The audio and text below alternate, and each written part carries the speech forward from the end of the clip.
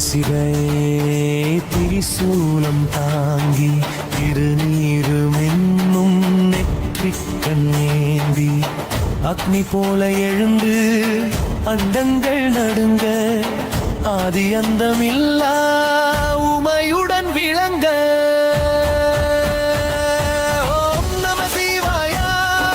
ஓம் நம சிவாயா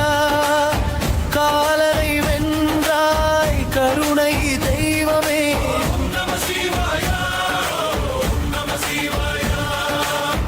கைலை வாசா